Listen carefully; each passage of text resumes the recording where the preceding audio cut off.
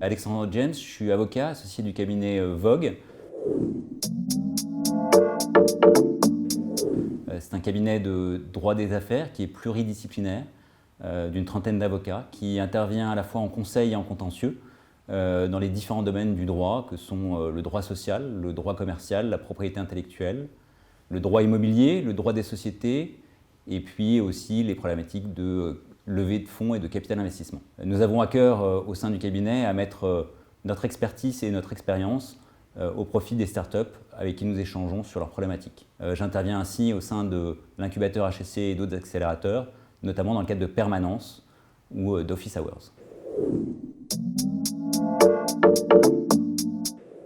Ce que j'ai pu constater lors de ces échanges dans le cadre des permanences, c'est qu'il y avait un sujet fondamental pour eux qui est finalement les modalités de leur association. Soit parce qu'ils sont au début de leur aventure entrepreneuriale, sur la constitution de leur société, donc c'est des questions qui viennent naturellement, soit parce qu'a posteriori, ils rencontrent des difficultés ou des conflits entre eux et ils n'ont pas forcément su aborder ces aspects. On pense toujours au projet d'abord, business first comme disent les Anglais.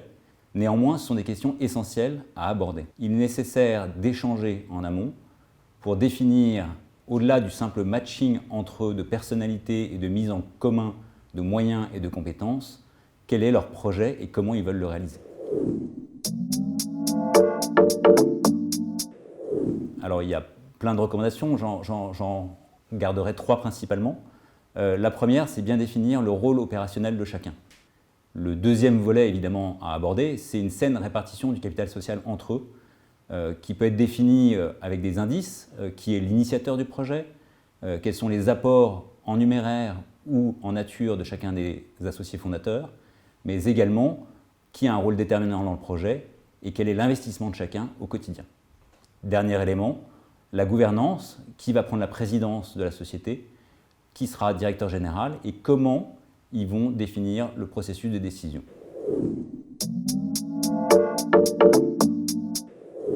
Alors ils peuvent utiliser des outils en ligne, il y a un site notamment qui s'appelle Slice in Pie qui permet d'aborder ces questions. Juridiquement évidemment, le document fondamental ce sera les statuts, éventuellement complétés par un pacte d'associés.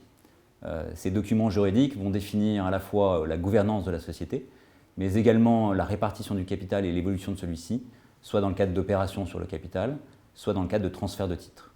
Il est essentiel que les associés aient des intérêts alignés. Ils vont être éprouvés dans leur aventure entrepreneuriale, notamment à l'occasion de levées de fonds ou de la rentrée d'investisseurs qui vont vouloir s'assurer que les fondateurs forment une équipe soudée qui pourra porter leur projet.